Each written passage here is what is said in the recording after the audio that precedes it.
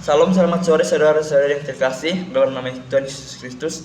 Kali ini saya akan menjelaskan materi saya tentang dari perspektif Injili mengapa eksklusivisme dianggap sejalan dengan pengakuan iman bahwa Kristus adalah satu-satunya jalan keselamatan.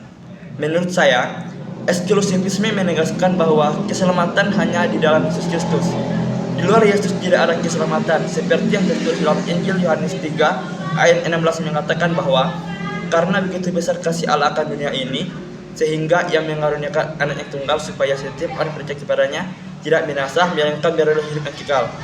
Nah, dan dalam Yohanes 16 ayat 16 juga menegaskan bahwa Akulah jalan kebenaran dan hidup. Tidak ada seorang pun yang datang kepada Bapa kalau tidak melalui Aku. Di sini Yesus mengatakan bahwa Yesus hanya padanya lah ada keselamatan. Ibaratnya pintu keselamatan adalah di dalam Yesus.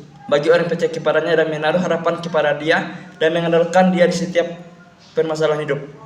Dan dalam Kisah Para Rasul 4 ayat 12, dan keselamatan tidak ada di dalam siapapun selain di dalam Dia. Dia itu adalah Yesus. Sebab di bawah kolong langit ini tidak ada nama lain yang diberikan kepada manusia yang olehnya kita diselamatkan. Yang artinya, jika kita mengandalkan Dia dan menaruh harapan pada Dia, maka keselamatan kita terjamin walaupun kita sering melakukan dosa dan meninggalkan Dia. Tetapi Dia tidak pernah meninggalkan kita sekalipun kita berpikir bahwa Tuhan telah meninggalkan kita, tetapi kita yang jauh dari Tuhan.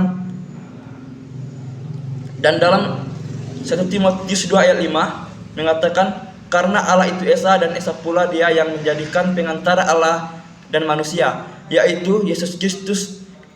Yesus harinya mereka memiliki Kristus sebagai perantara mereka atau yang lain. Mereka tidak mungkin memiliki yang lain karena hanya ada satu. Mereka mungkin juga memiliki penciptaan selain Allah, sebagaimana perantara lain selain perantara Yesus Kristus. Hanya ada satu Allah sejak kekekalan, tetapi perantaranya memiliki tanggal yang sama dengan dasar dunia. Meskipun gereja Kristus yang sejati dengan berpegang teguh pada pandangan eksklusivisme Kristen, bahkan di dalam gereja semakin meningkat saat ini. Dahulu kala umat Kristen dikenali dengan komitmen tanpa syarat kepada Yesus Kristus.